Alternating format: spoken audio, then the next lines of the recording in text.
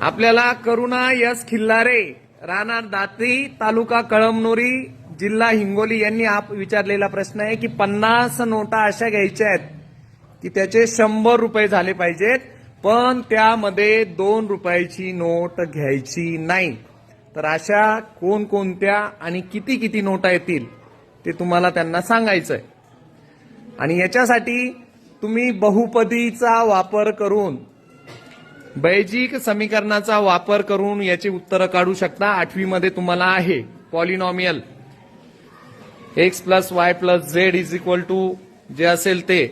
तर तुम्हाला जर जमत असेल तर ट्राय करून बघा, नाहीतर मी एकदा परत बोर्डवर हा प्रश्न घेईल. ठीक आहे, तर कोण सांगतं फास्ट? ट्राय करा. 50 नोटा घ्यायच्या आहेत आणि त्याचे किती रुपये झाले पाहिजे? 100 रुपये झाले पाहिजेत. 2 रुपयाची नोट वापरायची नाही.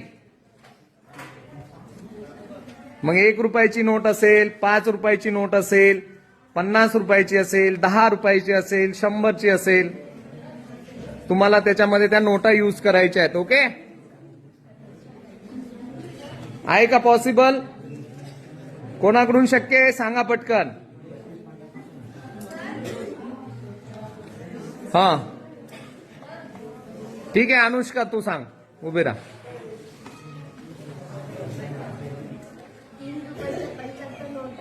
3 रुपयाची नोट नसते. तुम्ही 3 रुपयाची नोट नाही वापरू शकत. आपल्याकडे 1 रुपयाची, 2 रुपयाची, 5 रुपयाची, 10 रुपयाची, 20 रुपयाची नोट आहे. ठीक आहे, सांगू का मी? 1 रुपयाच्या 40 नोटा. ओके, 5 रुपयाच्या 8 नोटा किती झालेत? 80 रुपये. आणि 10 रुपयाच्या किती नोटा? 2 नोटा. बघा टॅली मारून किती होतात? 100 रुपये. आणि आपण एकदा हा प्रश्न बोर्डवर पण घेऊयात नंतर की याच्या नोटा कशा कॅल्क्युलेट करतात म्हणून. ठीक आहे.